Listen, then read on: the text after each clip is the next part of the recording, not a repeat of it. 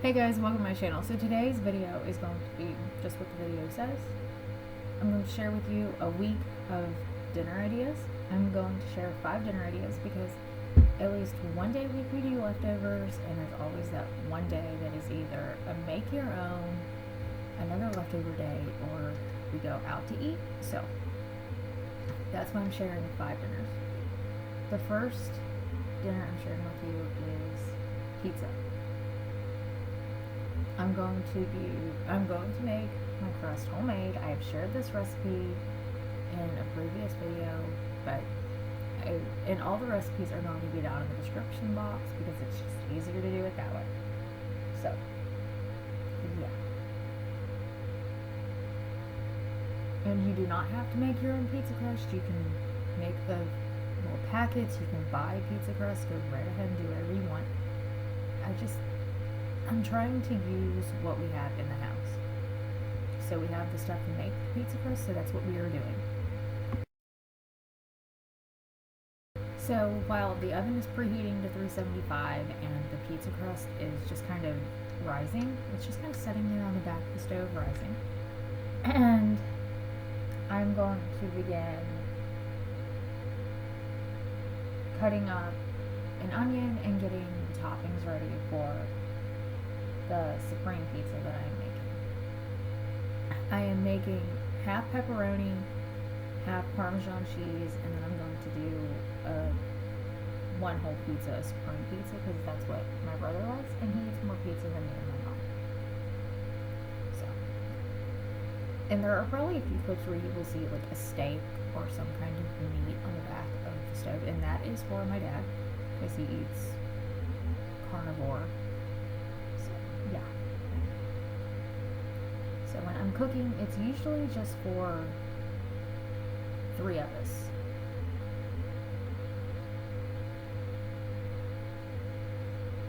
Now, of course, if I have Nevaeh, she's going to eat some of whatever I make too, depending on what I make. But I didn't have Nevaeh any day this week, so yeah. But for my brother's supreme pizza, I was getting sausage ready. I use a little less than half of a half. So yeah. And I heated up the onions in the microwave as well as some green bell peppers with that. You can add whatever pizza toppings you like. That's just what we do.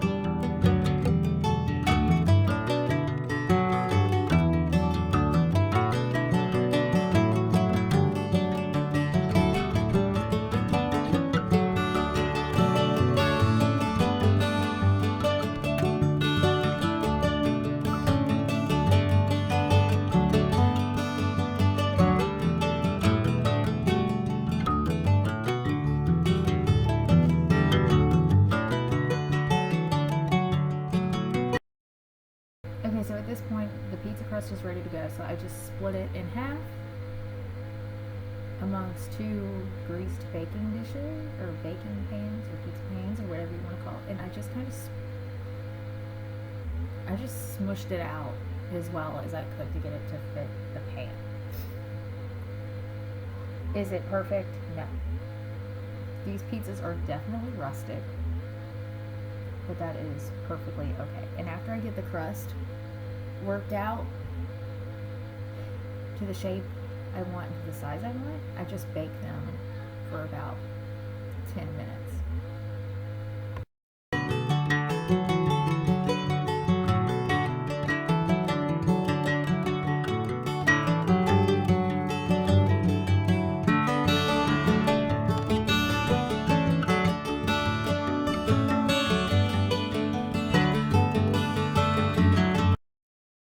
Okay, so at this point, the pizza crust is at least partially done. And I do that. I par bake it on purpose. That way that it doesn't get extra soggy. Because I think if you put the toppings right on top of the crust, the crust doesn't bake correctly. So, yeah. But at this point, I'm just gonna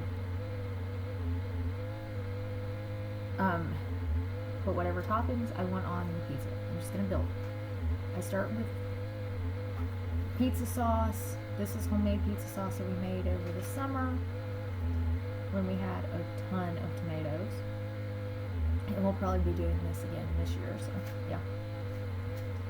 And then I add mozzarella cheese and whatever other toppings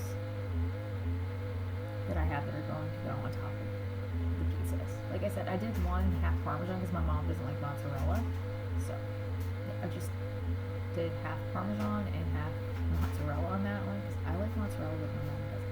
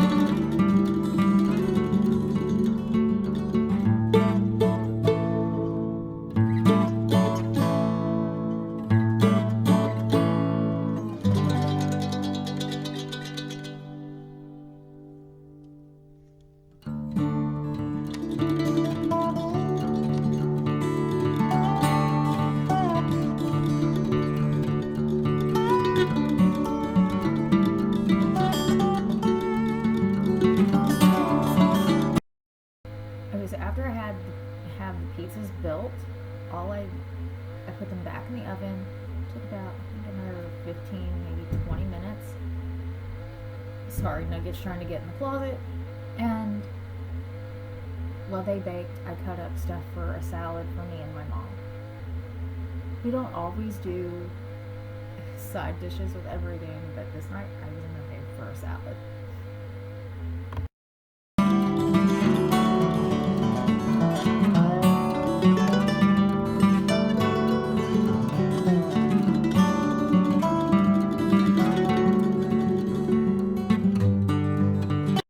Okay, so this next night I am making stuffed French toast and bacon and sausage. So for me, I like to do, when I have to make a lot of bacon, I like to make it in the oven. I preheat the oven to 450 degrees and I lay out my bacon and it goes in there and it bakes, I think it was about 25 minutes, and it was perfectly done for our liking of bacon. I also made sausage out of the leftover sausage that we had from the night before.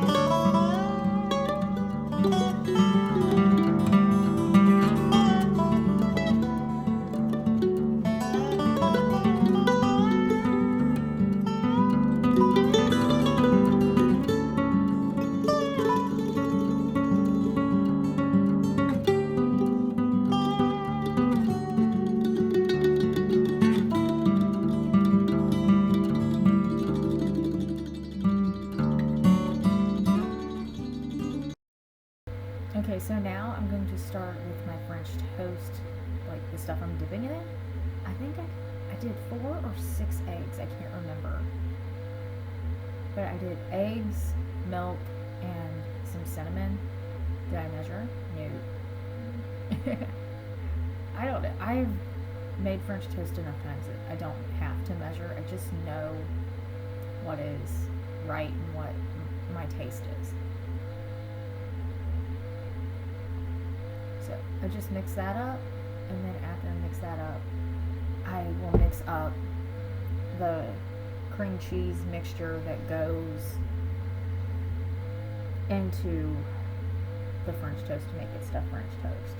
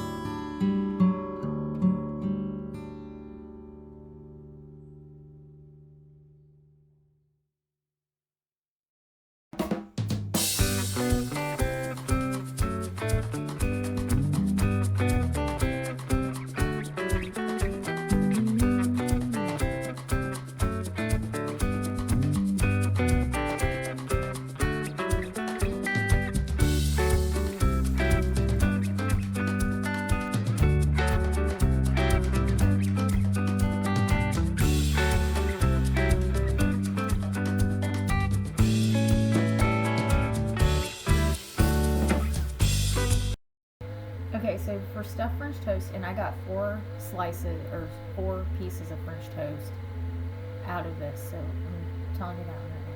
But it's 8 ounces of room temp or softened cream cheese. I didn't let mine soften enough. 1/3 of a cup of powdered sugar and a teaspoon of vanilla, and then you just mix it together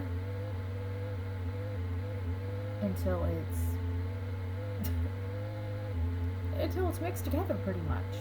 Like I said, mine wasn't softened all the way, so mine wasn't perfect. And then you just take it and you spread it on one piece of bread. We use Texas toast because that's what we had.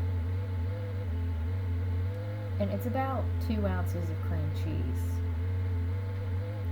per stuffed French toast. I'm just kind of telling you. So it is extremely rich. And I also did some just regular French toast where I just dipped it in the egg mixture and cooked it up. But when you stuff it, you have to push 2 pieces of bread together and then dip it in the egg mixture. So yeah, it's not really that hard.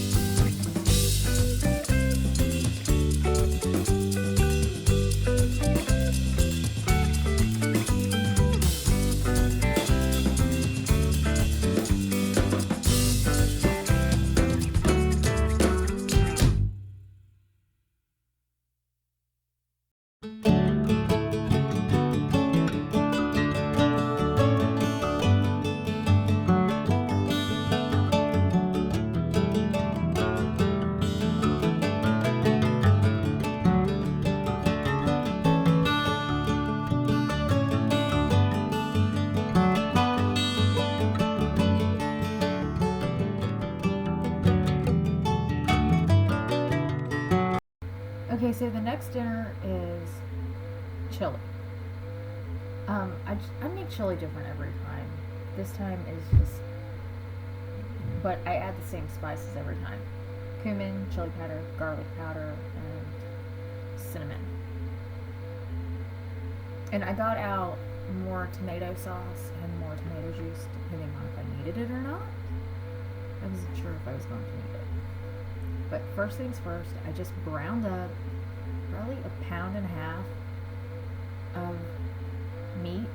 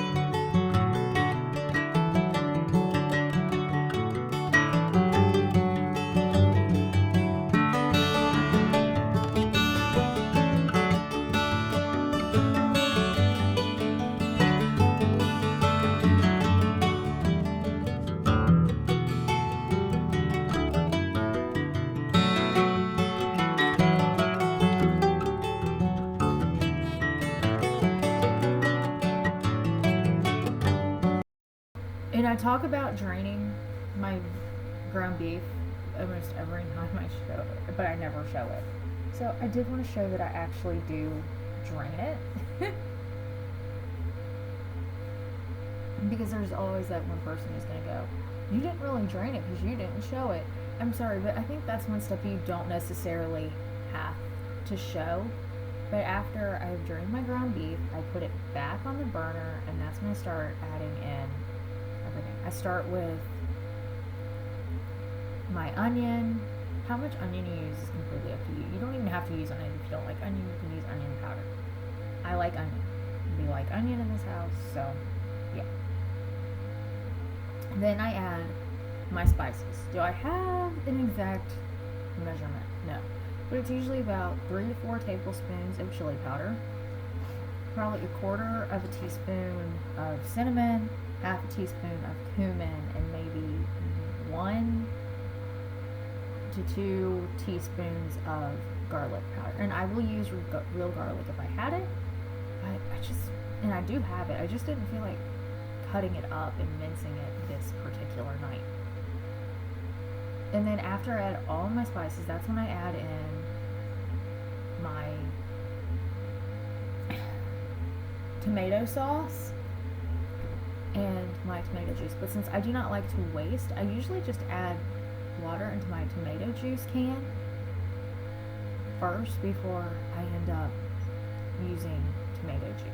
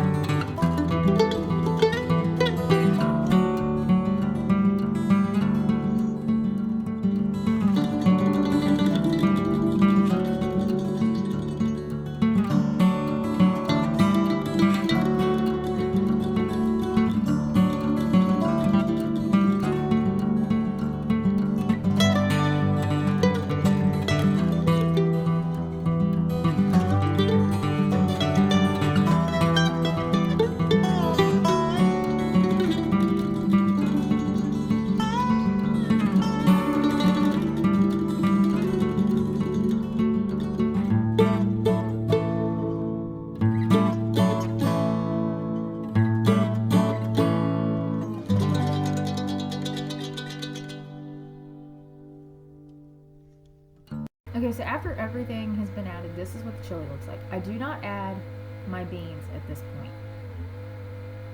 At After it's been simmering for about 30 minutes to an hour, that's when I add in my beans. Now, if this was a quick dinner, because you can do chili quick in like 45 minutes, but since I thought about it this particular night, I started it early and added the chili beans after about an hour of cooking. And you do not have to add the chili beans, you can just use regular beans. But we had chili beans, so that's what we're using.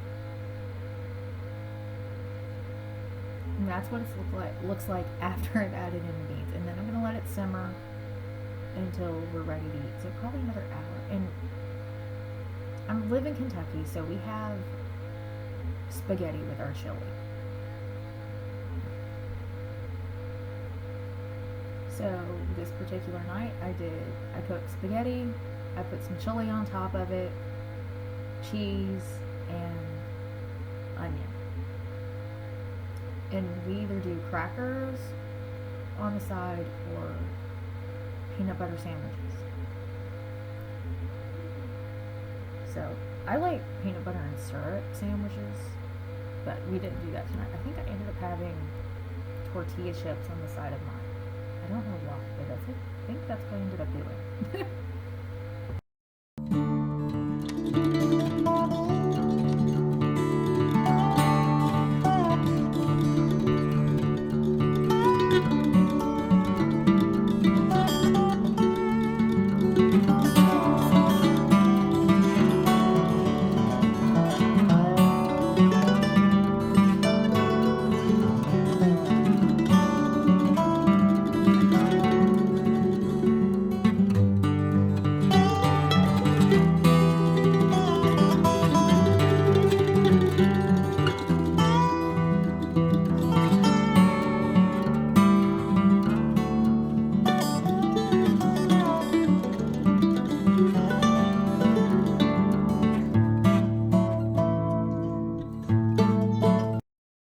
Okay, so at least one dinner every week is an easy dinner. Like, pull stuff out of the freezer or in the pantry.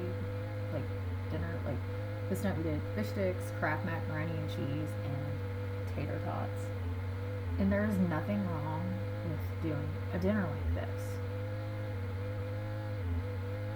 If you don't have to cook, like, a full-on meal every night. Even though I did cook, it took maybe 25-30 minutes to pull this all together, and we were all happy. And I use I use ketchup on my tater tots and tartar sauce on my fish sticks with lettuce. So yeah, you do you, but that's how we do it in this house.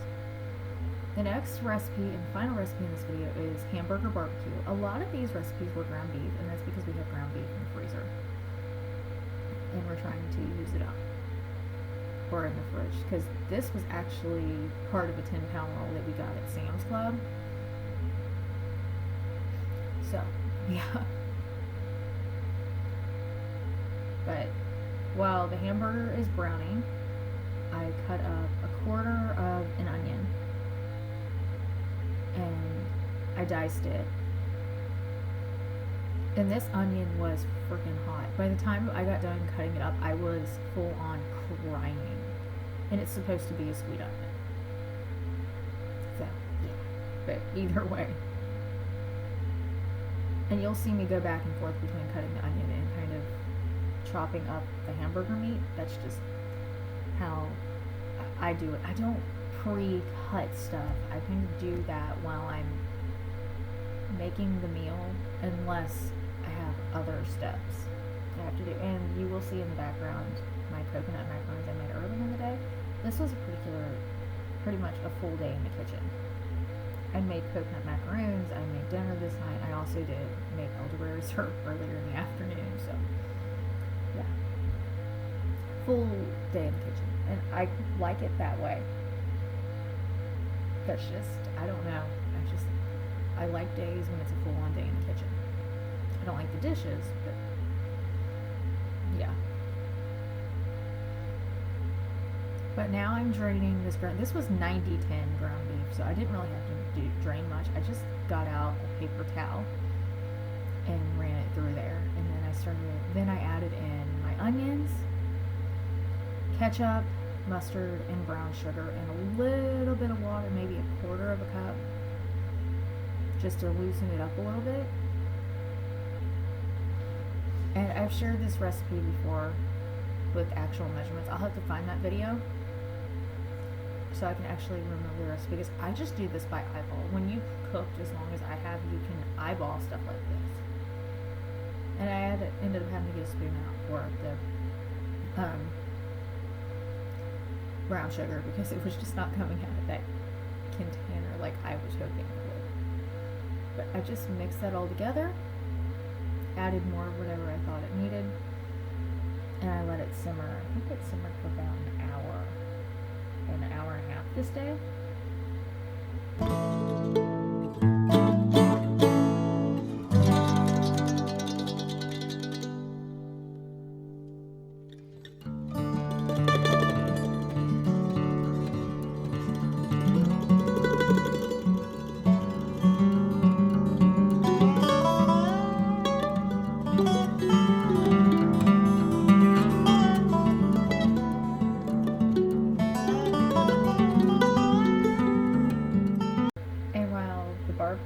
Hamburger barbecue was simmering, I cut up 3 large peeled potatoes and cut them into, I don't know, like really thin pieces to make fried potatoes. When we do this,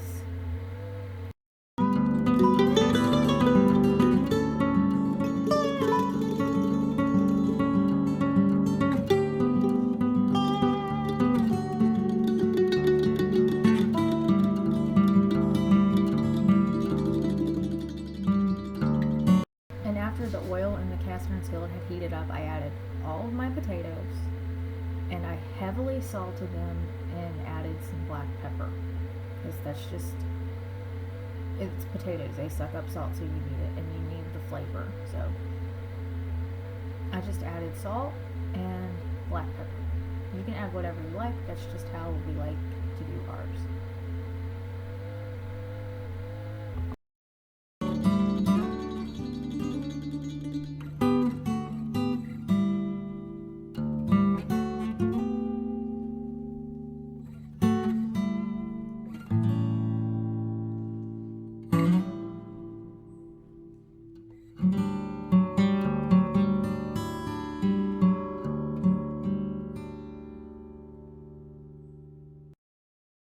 But this is my plate, and we used the slider buns that I had left over from Super Bowl weekend, and they are really good with this hamburger barbecue. So that's why I have 2 barbecue sandwiches instead of 1. But that's going to be it for this week of dinners. If you like this video, give it a thumbs up. If you haven't done so already, hit the red subscribe button down below. Other than that, thank you for watching, and I will see you in my next video. Bye bye.